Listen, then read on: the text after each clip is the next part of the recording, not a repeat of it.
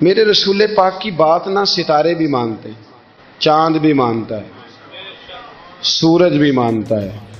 حضور اگر سورج کو کہے نا واپس آ، حضرت علی نے نماز پڑھنی ہے تو وہ آ جاتا ہے، اور اگر حضور فرما دے چاند کو دو ٹکڑے ہو جا تو وہ دو ٹکڑے ہو جاتا ہے۔ سورج بھی بات مانتا ہے، چاند بھی بات مانتا ہے۔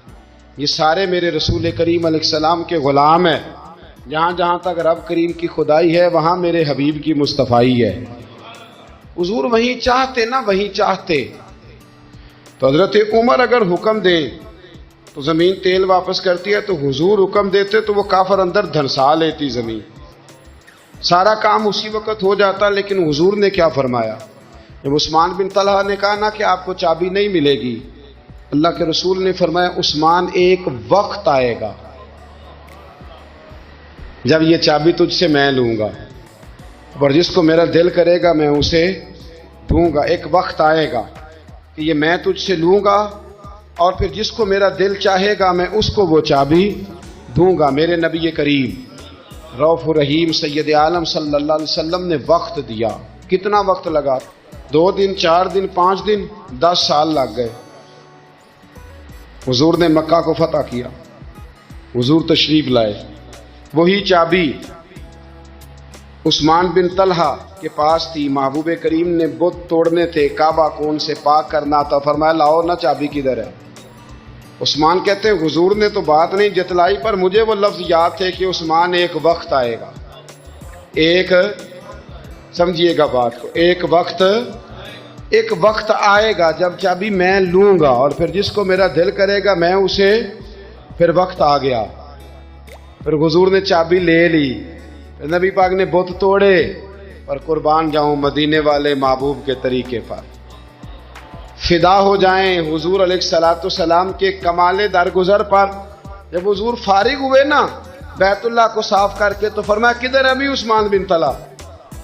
وہ آئے تو حضور فرمانے لگے یہ چابی پہلے تیری خاندانی وراثت تھی، پھر میں نے اپنے وعدے کے مطابق لے لی، اب میں تمہیں واپس کر رہا ہوں، اب یہ چابی میں تمہیں واپس کر رہا ہوں، میں یہ چابی میں تمہیں دے رہا ہوں، لہذا اب تیری نسل سے بھی قیامت تک کوئی نہیں لے گا، میں تمہیں یہ چابی دے رہا ہوں۔ تو بھائی وقت کا انتظار کرے۔ اور عثمان بن طلحہ کہتے ہیں میں نے حضور کا یہ کمال کرم دیکھا تو میں کلمہ ہی پڑھ گیا، میں مسلمان ہی ہو گیا۔ وقت کو دیکھیں، وقت کا انتظار کریں، آنے والا ٹائم دیکھیں۔ ہم نا ٹائم نہیں دیتے، ہمیں جلدی بڑی ہے، کاروبار ٹھیک ہو جائے تو شام کو ہو جائے، بچہ تندرست ہو جائے تو پھر شام کو ہو جائے، مخالفین ٹھیک ہو جائیں تو شام کو ہو جائیں۔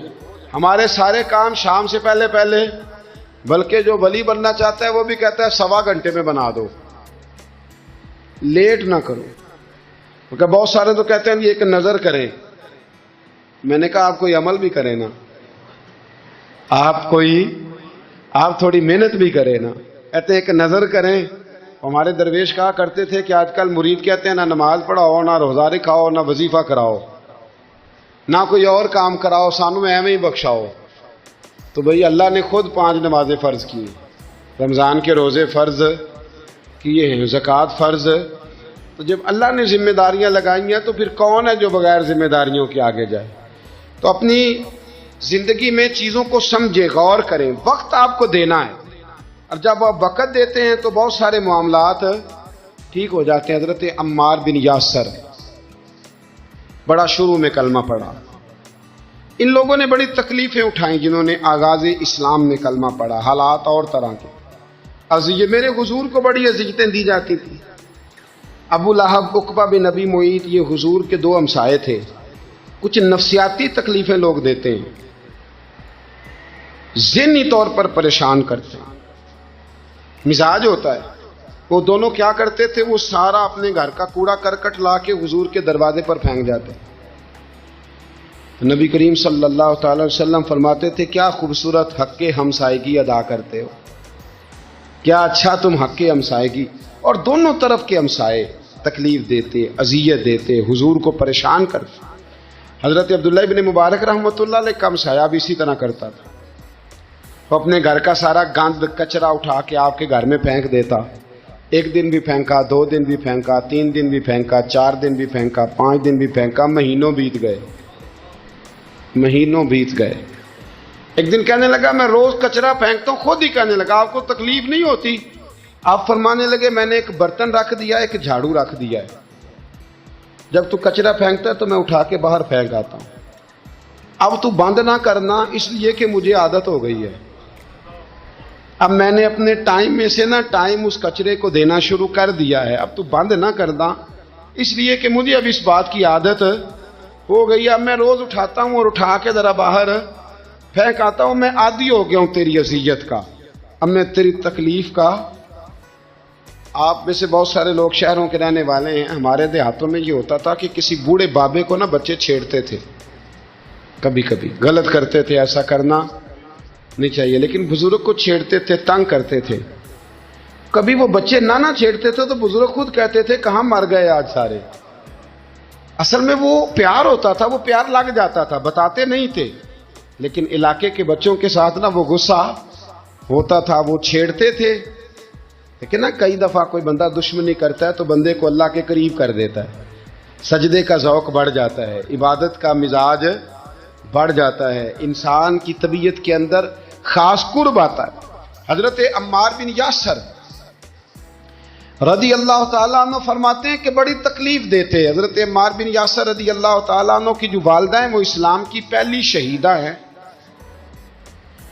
حضرت سمیہ ان کا نام تھا، اسلام کی پہلی شہیدہ۔ ان کے زیر ناف ابو جال نے نیزہ مار کے انہیں شہید کر دیا۔ حضرت عمار بن یاسر رضی اللہ تعالیٰ عنہ فرماتے ہیں کہ میرے والد کو اتنی تکلیفیں دی گئیں کہ وہ ان اذیتوں کی وجہ سے ہی دنیا سے پردہ کر گئے۔ حضرت عمار بن یاسر کو خود کافر اتنا مارتے تھے کہ وہ اپنے حواس کھو بیٹھتے تھے اور ایسی باتیں کرتے تھے کہ سمجھ نہیں آتی تھی کہ یہ عمار بن یاسر بول رہے ہیں۔ اتنی سخت اذیت دیتے، اتنی سخت۔ دکھ قبول محمد بخشا، راضی رہن پیارے، دکھ قبول محمد بخشا، بس راضی رہن۔ اتنی تکلیف دیتے کہ حضرت عمار بن یاسر حواس کھو بیٹھتے، تکلیف میں آتے، بڑا سہا، بڑا برداشت کیا۔ ایک دن میرے رسول پاک تشریف لائے اور حضور نے کہا او آل یاسر میں تمہیں مبارک دینے آیا ہوں، رب کریم نے تمہارے لیے جنت میں مکان بنا دیے ہیں۔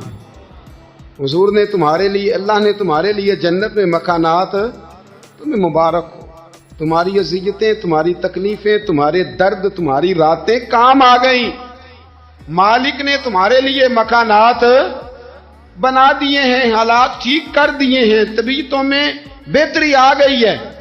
میرے محبوب کریم رؤوف الرحیم سید عالم نور مجسم شفیع معظم آقا دو عالم صلی اللہ تعالی علیہ وسلم نے انہیں خوشخبری سنا دی۔ حضرت عمار کہتے ہیں پھر حالات بدلے، پھر میں نے جو مجھے اذیتیں دینے والے تھے میں نے انہیں گڑھوں میں گرتے دیکھا۔ آپ فرماتے ہیں ابو جہل کی لاش اٹھانے والا بھی بدر میں کوئی موجود نہ تھا، اور ابو لہب جو مجھے تکلیفیں دیتا تھا وہ مکے کے چوک میں مرا ہوا پڑا تھا، اور کوئی اس کے قریب جانے والا بھی موجود نہ تھا، کوئی نہیں تھا۔ آپ فرماتے ہیں وہ حالات بھی۔ حضرت عمار کا اپنا کیا حال ہوا؟ حضرت خالد بن ولید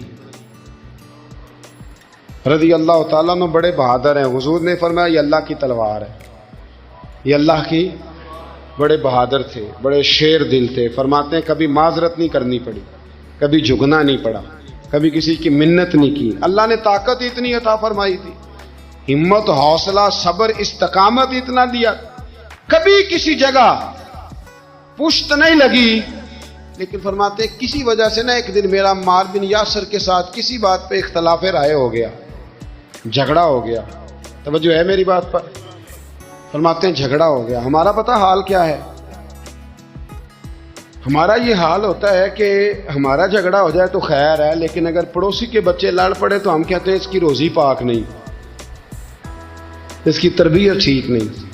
ہمارا بھائیوں سے رٹا ہو جائے تو معاملہ اور ہے، کسی کا ہو جائے تو معاملہ اور ہے۔ میں بیمار ہو جاؤں تو آزمائش ہے، اور سامنے والا بیمار ہو جائے تو سزا ہے۔ پھر کیا ہے؟ بلکہ پنجابی کہنے نے کیتیاں نو پھڑیا ہے، یہی کہہ دیتے، اور میں بیمار ہو جاؤں تو آزمائش آ گئی جی اللہ کی طرف سے۔ ایسا نہ کرے، ہمارا فتویٰ اپنے حق میں اور ہوتا ہے، سامنے